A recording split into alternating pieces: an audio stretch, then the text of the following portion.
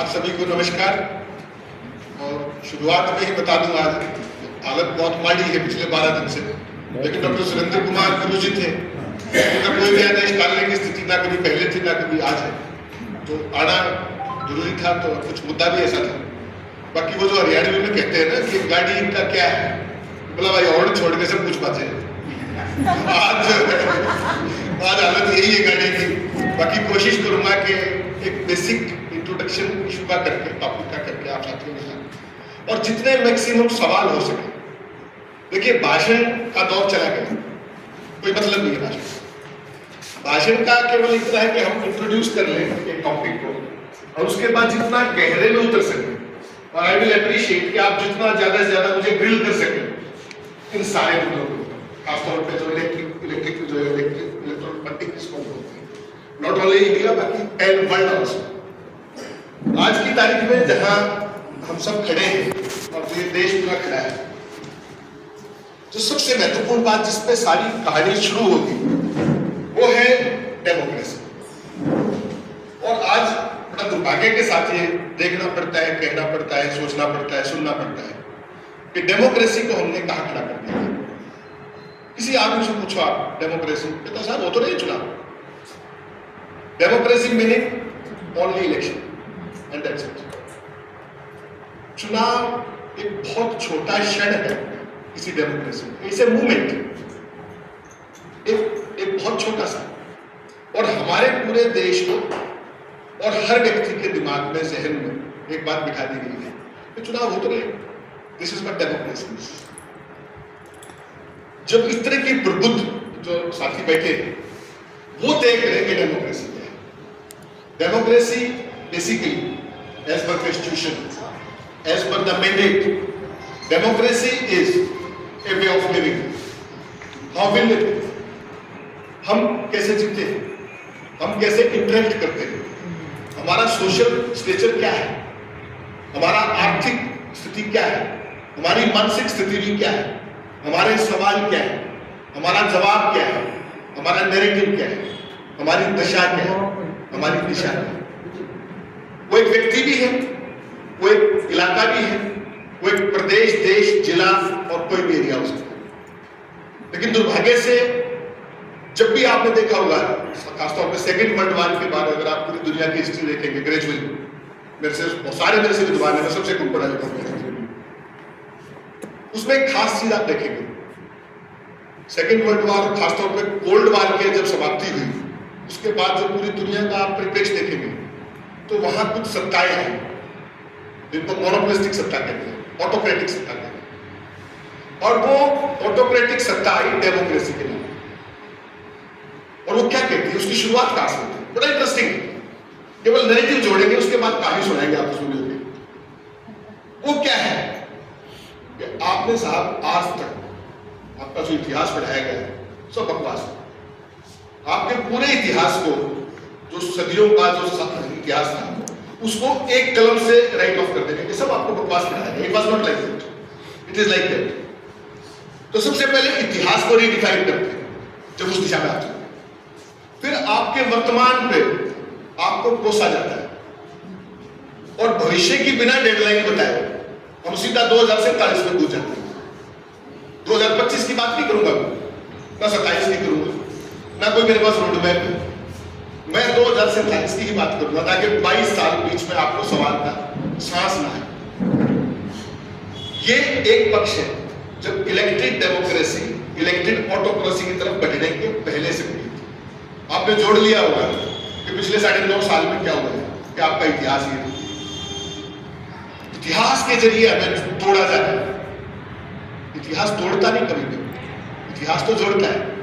और जो हमारी फॉल्ट लाइन्स है, जब हम प्रोग्रेस करते हैं, तो वो इतिहास कहीं ना कहीं हमारे उन कमियों को दूर करके हमें दोबारा से जोड़ता है कि ये हमारी कमियां थी, इनसे हम सीखें और आगे बढ़े, लेट्स मूव फ्रॉम हियर। और यहां रुका है। और उसमें जैसा डॉक्टर साहब ने कहा, उसमें जो सबसे महत्वपूर्ण रोल होता है, एक पक्ष वो है जब इतिहास को आपको वो किया जाता है, और उसमें जो सबसे महत्वपूर्ण टूल है वो हम लोग हैं, that is so called media. हमारा जो रोल है, हमारा रोल था खबर बताने का, आपको जागरूक करने का, आपकी बात आप तक लाने का, ना कि वैल्यू जजमेंट देने का। मेरा काम है सूचना देना। उस सूचना को आप कैसे एनालाइज करेंगे, कैसे एब्जॉर्ब करेंगे, that is completely your perspective. I am nobody. मुझसे आप पूछेंगे तो चर्चा कर सकते हैं। लेकिन आज क्या है? आज ये कि साहब खबर छापड़ी नहीं छुपानी, खबर छपी तो गड़बड़ी है। तो हम सब यही काम करें। जो जितने बड़े पद पे है उतना ही बड़ा गुनाहगार है इस पूरे उसको। तो मैंने तो हाईएस्ट पद पे भी काम करके देखा जर्नलिज्म में, और शुरुआत आप लोगों के बीच में से। तो जो इन 25 सालों में जो जर्नलिज्म जितना वर्टिकल फॉल हुआ है, आप कल्पना ही कर सकते हैं। मैंने जो जिया है उसको। पहले आप अच्छी खबर लेकर के आते थे मिनिस्ट्री की और की, तो सेठ जी आपको ब्रेकिंग अवार्ड मुझे कई बार मिले दिल्ली में। और एक हुआ कि एक खबर ऐसी भी आई कि उसमें नौकरी चली गई, फ्रंट पेज पे 3 बार लगी, फ्लायर लगी, यही दिन थी। और ultimately I to put in my papers, जिसके ऊपर पता नहीं क्या करना चाहिए। और उसमें ये हुआ कि अगर वो खबर नहीं छपी तो 2019 के बाद आप देख रहे हो क्या। तो आज जिन खबरों पर स्टेट आपको शाबाशी देता था, बुला करके आपको प्रमोशन देता था, आपको तमाम तरह की वो सुविधाएं बढ़ती थी ना, उसमें ये हुआ कि साहब कोशिश कर लीजिए जाके एक बार, आपको तो पुराने संबंध है, अगर कोई रिप्रोचमेंट हो सकती है तो ठीक है, नहीं तो आप पहुंचे तो मैंने कहा साहब कागज छोड़ दो, ये दौर है। और ये एक के साथ नहीं, ये बहुत सारे साथियों के साथ है जिनको आप YouTube पे देख रहे सारे भी। और गजब देखिए कि कहीं नौकरी नहीं है, उनमें से किसी का कहीं आर्टिकल नहीं मिलेगा, किसी को आर्टिकल नहीं मिलेगा, ब्लैंकेट में। तो ये नया मीडिया की जब बात आपने की, डॉक्टर साहब ने की, मीडिया का एक बेसिक फिलॉसफी क्या है? We are watchdog. कोई भी सत्ता हो, कोई सरपंच हो, जैसा चाहे डीसी हो, चाहे कोई भी हो, जिस भी level, we are watchdogs. Are we are completely lapdogs now. Laptop गोदी में बैठे हुए, और हम किसको भौंक रहे हैं पता है आपको? उनको नहीं भौंक रहे, हम आपको भौंक रहे हैं। जो पाठक मुझे पैसे देके मेरा अखबार खरीदता है, जो अपना कीमती समय निकाल के मेरा यूट्यूब देखता है या टीवी में मेरा भाषण सुनता है, मैं उसी को भौंक रहा हूं कि तुझे कुछ नहीं अकल है, तू मेरी बकवास सुन। इस पास पे हम आ गए हैं। तो मीडिया इस पूरे घटनाक्रम में जो ये सफर है, उसका एक बहुत ही वाइटल और क्रुशियल लिंक है हमें यहां खड़ा करने का, जहां सवाल नहीं रहेंगे, सवाल पूछे जाएंगे विपक्ष से। ये पहली बार मैं देख रहा हूं कि विपक्ष से सवाल, एक जो पीड़ित है उसको न्याय लड़ने की बजाय उसी से सवाल पूछ रहा हूं और उसी को जलील भी कर रहा हूं, और एक बार 9.5 साल से कर रहा हूं, और उसके बावजूद स्थिति बढ़ती हुई। तो ये एक बेसिक जो कष्ट है इस पूरे सीन का, वो थोड़ा सा मैंने आपको चर्चा की।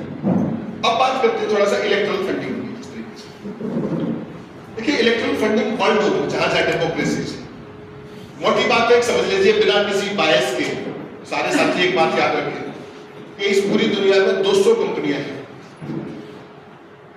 कुल 200 कंपनियां हैं जो इन सारी कठपुतलियों को नचा रही, चाहे वो पुतिन है, चाहे वो कोई और है, चाहे हमारे हैं, चाहे कोई और। Erectile bond is a very small fragment of that. आपको याद है सालों को कि बोफर्स कांड 64 करोड़ का था, 64 करोड़,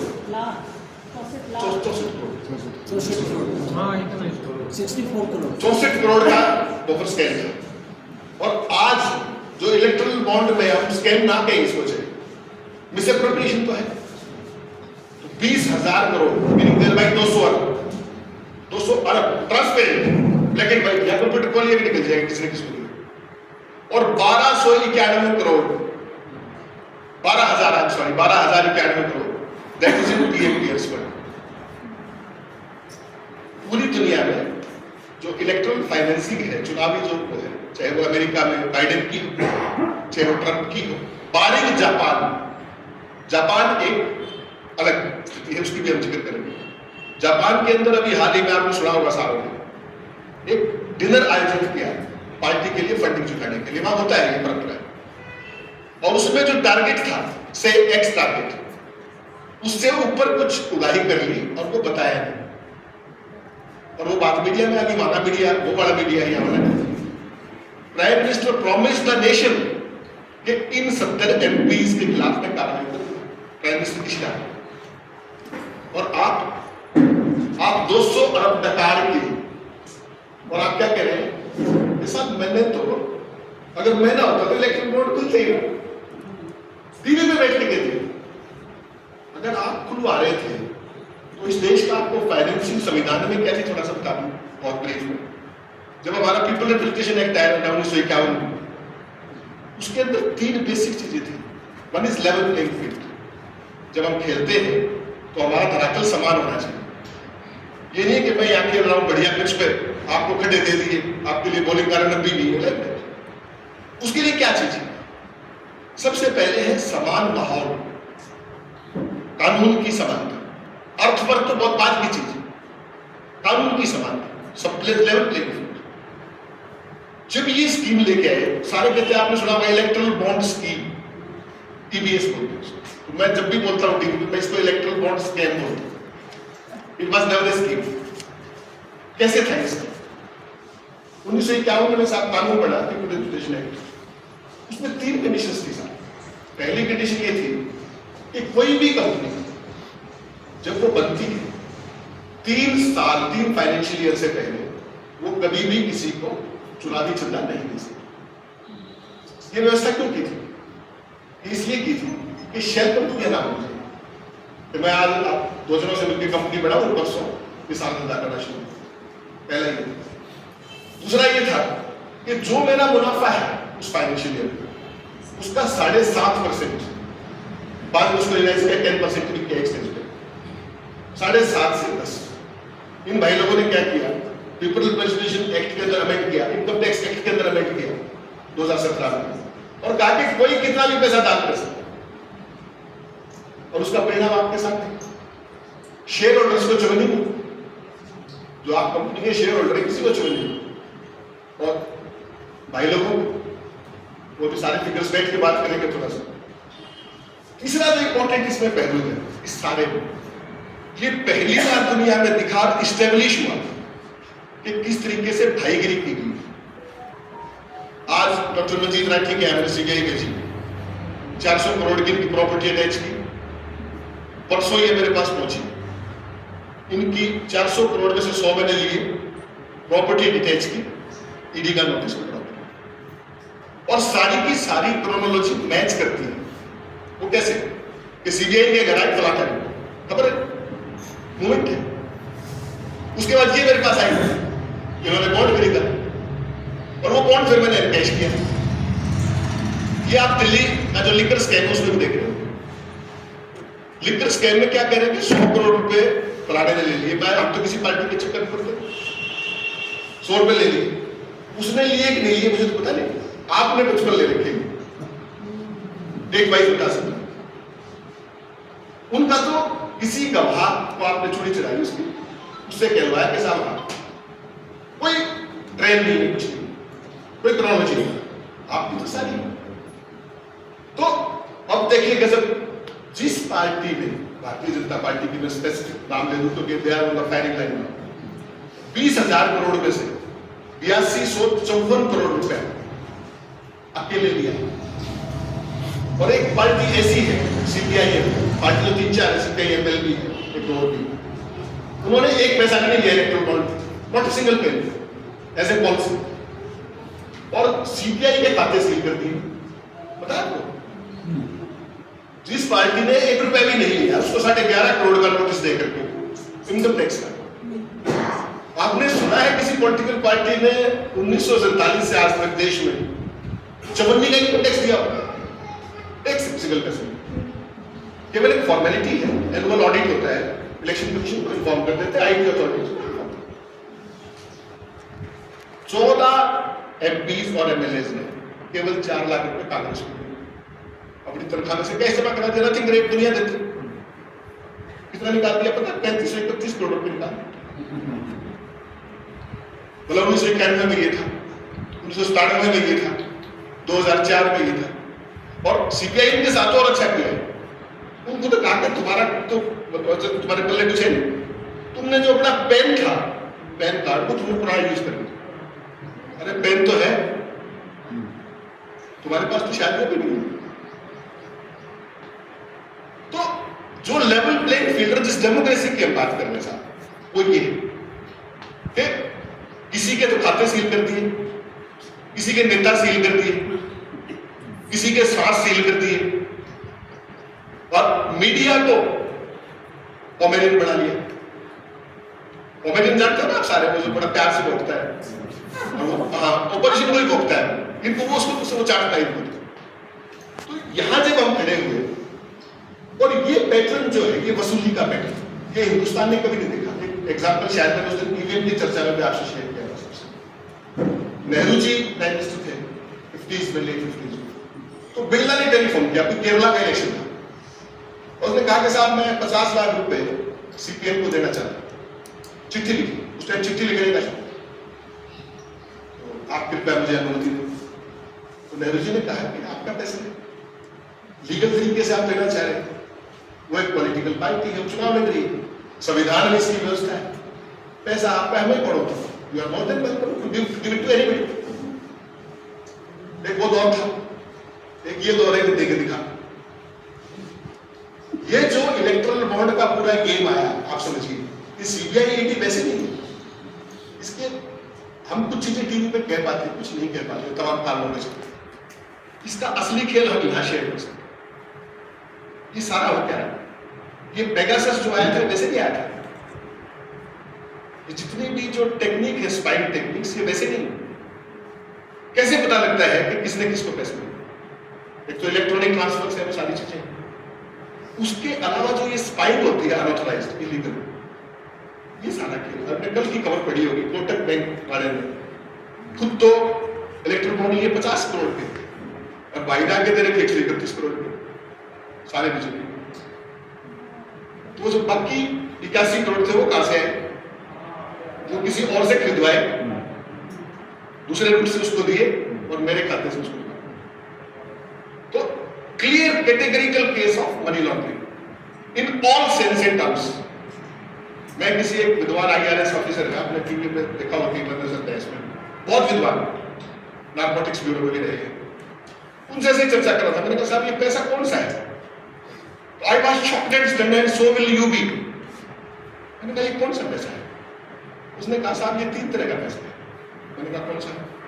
एक तो आपको याद होगा गुजरात की मुद्रा कोर्ट है, जो अभी अभी किसी मित्र को मिली थी, 3000 किलो हेरोइन,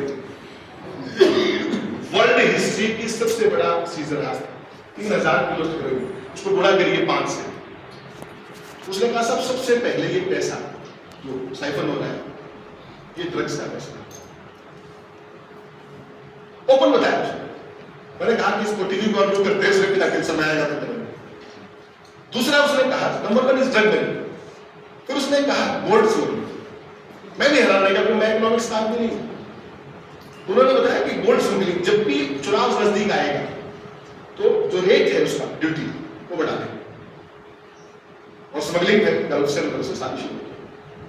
और तीसरा सबसे शॉकिंग वो है वेपन। जितने भी इलीगल आर्म्स आप देख रहे हो देश में, आप किसी को भी देखो तो आजकल जो ये बदमाश ढूंढते हैं, कौन से विश्व युद्ध नहीं कहां से आ गए, इनके वेपन देखो, ऑल आर प्रोहिबिटेड फोर्स, सारे के सारे automatic and semi automatic weapons, और वो सारे उस मार्केट से आ रहे हैं, वो सारा स्मगलिंग कर रहे हैं। और हम उस सारे में डेमोक्रेसी ढूंढ रही है। अगर मैं कहीं भी गलत हूं तो you are most welcome to drill me like, but this is a fact. और ऐसा उपहास पूरी दुनिया में ना तो पहले कभी उड़ा किसी का, जो बनाना कंट्री होती है, थर्ड वर्ल्ड कंट्रीज, बनाना कंट्री, वहां तो ये स्थितियां थी, हमारे यहाँ कभी नहीं थी। आज मैंने आपको 100 रुपए दिए, कल शाम को मेरे पास वो दूसरे पहुंच गए कि तुमने उसको 100 क्यों दिए, या 1000 निकालो और नहीं तो अंदर चलो। It was never the case in India. Democracy was well fought, well contested. और आज आपके सामने इस सारे में जो देख रहे हैं आप, क्विड प्रो क्वो, मैंने आपका ये किया, आपने मेरा कुछ आगे लेके आया था, अगर आपकी इजाजत हो तो कहना शेयर। अभी जितनी आपने कंपनियां देखी ऑलमोस्ट ये 3000 के आसपास कंपनियां हैं जिसमें इलेक्ट्रॉनिक बॉन्ड्स का सारा खेल है, सभी party they are not isolating one और द अदर। इसमें जो टॉप 100 कंपनीज है मलिक साहब, उसमें से 43 कंपनियां ऐसी हैं जिन पर सीबीआई और ईडी की एक्टिव जांच चल रही है इस टाइम की वंश अकाउंट। इस समय जब हम बात कर रहे हैं, they are under active radar of CBI. और उनका कारनामा देख लीजिए बस, 2400 करोड़ रुपए का चंदा दिए भाई। ये जो 43 कंपनियां हैं जो सीबीआई ईडी के रेडार में, इन्होंने 2400 करोड़ रुपए का चंदा दिया है। उनमें से 1465 करोड़ का बीजेपी ने दिया। और इन 43 कंपनियों का अगर कुल लाभ देखेंगे आप 3 साल का, तो 583 करोड़। मैं एक भी शब्द बड़ा नहीं कह रहा, ये सारा आप इलेक्शन कमीशन की वेबसाइट पर देख सकते हैं, क्लिक ऑन करें। ये है इलेक्ट्रल बॉन्ड। आपके मुनाफे से 5 गुना पैसा, 4.5 गुना पैसा कहां से आया? That is unaccounted money. अगर वो प्रॉफिट में था तो भी दिखता, लॉस में था तो भी दिखता। ये क्या है? ये उन 43 कंपनियों की बात कर रहा हूं। इनमें एक कंपनी वो भी है सौभाग्य से, जिसमें जो उत्तराखंड में जो टनल देखी थी आपने, उस टनल में क्या हो रहा था? कोई चक्कर नहीं था। टनल बनती है, हादसे भी होते हैं। जब भी आप टनल बनाते हैं उसके साथ एक जो लेबर के लिए एस्केप टनल बनाते हैं पहले, इन केस ऑफ एनी एक्सीडेंसी, तो इस तरह का हादसा हो they can immediately skip. Escape tunnel के पैसे नहीं थे, बीजेपी के लिए 165 करोड़ थे। ठेका लेने से पहले पैसे पहले दिए, ठेका बाद में दिया। फिर आप कहते हो कि साहब मैंने तो पारदर्शिता की। अगर आप पारदर्शिता कर रहे थे तो सुप्रीम कोर्ट में मुकुल रोहतगी क्या कर रहा था? सॉलिसिटर जनरल क्या कर रहा था? एसबीआई क्या कर रहा था? आप तो स्विस बैंक के खाते खोल रहे थे। आप तो स्टेट बैंक का स्विस बैंक बना दिया। बनाया नहीं बनाया? It's open fact. It's a shameless thing that they could have ever done. अपने टीवी पे बैठ के कह रहे हो कि अगर मैं ना होता तो ये डिटेल्स कभी आती नहीं। आपने तो you put in your everything कि भाई ये चीज बाहर ना आए। उसके बाद जो चंदा मिला बीजेपी को 8200 करोड़, 8258 करोड़ रुपए चंदा मिला अकेले।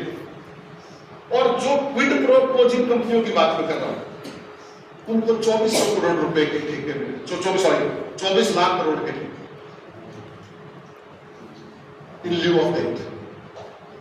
और वो भी इतना गजब है, कुछ तो पत्रकार साथी टीवी 9 का नाम सुना हो आपने? एक चैनल आता है, उसकी कंपनी 1365 करोड़ की बीजेपी को टीवी 9। और वो क्या काम करते हैं? इंजीनियरिंग और ये सारे काम, टनल्स, आपके power plants, hydel plants, engineering, highways. तो 24 लाख करोड़ रुपया क्विड प्रो को में गया है कि मैंने आपको दिया और आपने उसके लिए मुझे टेंडर्स दिए या जो भी फेवर दिस वे और दैट, या मेरी कॉस्ट बढ़ा दी टेंडर की, जो आप सारे जानते हैं सारे। उसके बाद कहते हैं एक बड़ा ग्लेरिंग एग्जांपल और है, टोरेंट फार्मा नाम सुना होगा आपने, हम सब दवाई खाते हैं। टोरेंट फार्मा महाराष्ट्र की कंपनी है, उस पर प्रॉपर्टी टैक्स आया। प्रॉपर्टी टैक्स हम सब भरते हैं, तो 285 करोड़ रुपए का उसका एस्टिमेट बना महाराष्ट्र में कि 285 करोड़ रुपए आपको जमा करना है इस फाइनेंशियल ईयर। तो वो पहुंचे श्रीमान फडणवीस के पास 2019 में। उन्होंने कहा कि साहब ये तो हम नहीं दे पाएंगे। उसने कहा कोई नहीं, कैबिनेट की मीटिंग बुलाई, वन टाइम एग्जेम्पशन देती, 285 करोड़ माफ और 185 करोड़ बीजेपी को देती। 100 मेरे बच के 185 आप आगे सरकार बैठ गए। सरकार तो और से इसे ओपन एंड शेफ्ट। मैं नाम भी बता रहा हूँ, बहुत डेट बता रहे हैं, बोर्ड्स बता रहे हैं। This is how that they are bleeding the state exchequer with 1000 cuts. और फिर क्या कहते हैं कि सब नहीं ले। एग्जैक्टली ये है सब, गन पॉइंट में सब नहीं ले सकते। सीबीआई ईडी किसके पास है? इसमें जो अनएथिकल पार्ट है वो क्या है? एक इसमें अनएथिकल पार्ट है सीक्रेसी। सीक्रेट क्यों होना चाहिए? खुला होना चाहिए, क्या दिक्कत है? और दूसरा जो इंपॉर्टेंट पार्ट है वो ये है कि इनका जो आपने यूज करके जिस तरीके से किया सीबीआई ईडी, आज आपने नोटिस किया, फिर उसका अटैच किया, परसों डिटैच किया, और फिर वो सारे इलेक्ट्रॉनिक ये जो चीज, और उसके बाद जो सबसे महत्वपूर्ण बात है, इस सारे के अंदर पूरी सरकार ने आज बीजेपी के या किसी नेतृत्व में इसकी कोई ओनरशिप नहीं है, कोई इसको घोटाला मानने को तैयार नहीं, कोई मिसअप्रोप्रिएशन मानने को तैयार नहीं, और अपोजिशन भी रहने ही बात है, उनको रह नहीं कर सकते अपन ऐसे। तो जिस डेमोक्रेसी की हम बात कर रहे हैं, डॉक्टर साहब कह रहे थे बाहर, जब हम बाहर खड़े हुए थे, कि हमारे यहां पर कुछ और माहौल बन गया है, और माहौल क्या है कि हम कहते कुछ है, करते कुछ है, और सुनते कुछ और। ये नैरेटिव वैसे नहीं, this is with A pre planned long term strategy, कि आप क्या अपना दिमाग को तो मैं गुंद कर दूं, तो उसके बाद सारी वही फीड हो जो हम चाहते हैं हमारे अपने चैनल्स के जरिए, अपने तमाम सवाल सूत्रों में।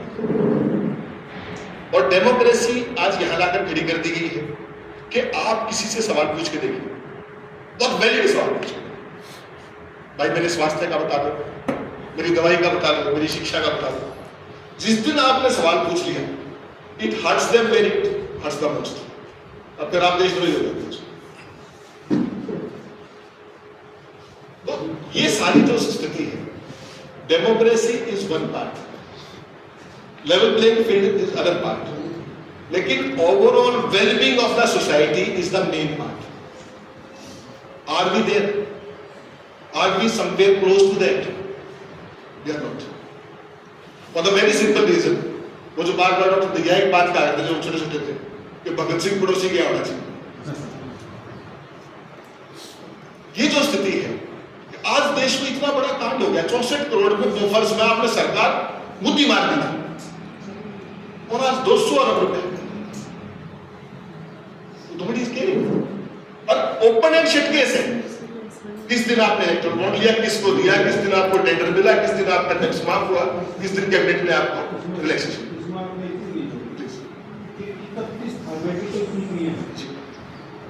जो नकली दवाइयां बनाते हुए पकड़ी गई, सब पकड़ी आज नकली सैंपल थे, सबके सैंपल थे, सब स्टैंडर्ड कंपनी है, सैंपल थे। और वो कौन सी कंपनी है, उन्होंने वहां भाषण देता है, कैंसर की, हार्ट की, और जो सबसे ज्यादा life saving drugs, BP, corona के दौरान तो सारा ही हुआ। कोरोना का जो वैक्सीन था, वो अपने आप में एक स्टोरी है। ये बीफ का जो सप्लाई है, वो सारे उसमें 50 करोड़ रुपए दिए हैं, गौ माता की बोलते हैं, और बीफ सप्लाई को कंटिन्यू करने के लिए 50 करोड़। ये तो पारदर्शिता है। This is what the transparent corruption is. लेकिन कमाल ये देखिए कि इसके बाद भी कहीं कोई पीड़ा नहीं है, इतनी शर्मनिरपेक्षता, शर्मनिरपेक्ष हो गई। धर्मनिरपेक्ष तो छोड़ा था आपने, ये शर्मनिरपेक्ष हो गई। और हकीकत में कहूं बहुत दुख के साथ, शर्मनिरपेक्ष हम भी हो गए। Are we on the roads? Why we are not? कोई और आ जाए। ये जो डेमोक्रेसी का नैरेटिव है ना, ये प्रोग्रेसिव डेमोक्रेसी नहीं, I am sorry, this is regressive, and this will lead us to nowhere, this will lead us to ones. जो यहां पर रोहतक शहर के अंदर आप सारे साथी, आज से नहीं बचपन से देखता है, यही सारे साथी थे जो लगातार इस सुनने सुनाने की सारी प्रक्रिया में कहीं ना कहीं सदा रहे। लेकिन क्या हमने इस सारे को मल्टीप्लाई करने के कुछ काम किए? और नहीं किए तो क्यों नहीं किए? और क्या करना चाहिए या नहीं करना चाहिए? ये जो डेमोक्रेसी है, ये अर्जित है, हमारी पीढ़ियों ने इस पर खून बहाई करी। और जब हम बच्चे थे तो क्या कहा करते कि साहब पत्रकारिता का बड़ा योगदान था देश को आजाद कराने में, वो तो मैंने देखा नहीं। लेकिन एक बात की गारंटी है कि इस देश को गुलाम कराने में हमारा योगदान है। जहां आज हम खड़े हैं, जहां आज इस रास्ते पर हम जा रहे हैं, उस गुलामी की तरफ जो उसकी इबारत लिखी जा रही है, उसमें कहीं ना कहीं हम सबसे ज्यादा दोषी। ये कहीं नहीं लिखा हुआ कि मैं अपने रोजगार के लिए लाला की नौकरी करूंगा, छोड़ दी, मन में नहीं आया तो छोड़ दी। लेकिन समझौता नहीं। हम सारे साथी जो भी तो केवल एक बात मान के चले कि घर बैठने से नहीं, बाकी आप जितने भी सवाल जवाब पूछना चाहें जो भी है, मैंने जान के डॉक्टर साहब सारे वो जो और सारी कंपनियां जान के जिक्र की, फिर ये रामायण परसों तक चलते हैं, क्योंकि इसमें ऐसे ऐसे चीजें हैं जब आप खोलोगे उन लिस्टों को उसमें डिफाइंड कंपनी है। वो दोनों इसलिए कहते हैं कि वो ज्यादा सेंसिटिव है। 2 लाख करोड़ रुपया जिन कंपनियों के ऊपर कर्जा है और जो घाटे में, उन्होंने 586 करोड़ दिए और वो भागेंगे।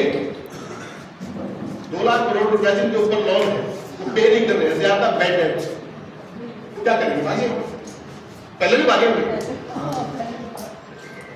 और जो इसमें इंपॉर्टेंट चीज है ना, जो आप सब साथियों को एक बहुत ब्रीफ में, 16 लाख करोड़ रुपए केवल बैंक लोन्स राइट ऑफ की, वो कहते हैं हमने माफ नहीं किए राइट ऑफ।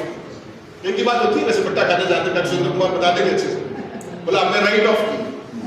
मैं तो ईमानदार को पढ़ा लिखा हूं 16 लाख करोड़ रुपया पट्टे खाते माफ कर दिया, छोड़ दिया। किसी गरीब के 16 पैसे छोटे आज तक।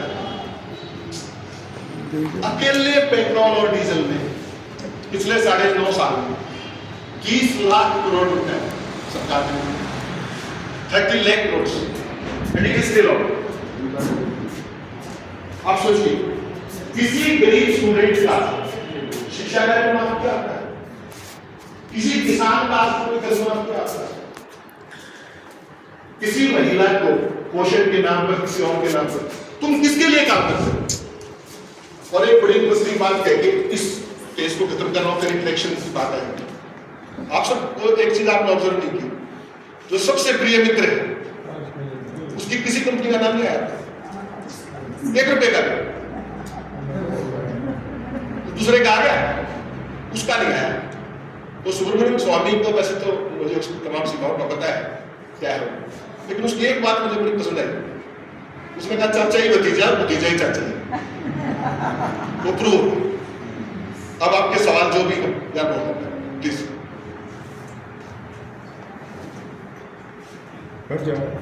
जी सर, क्या आप इस सुरंग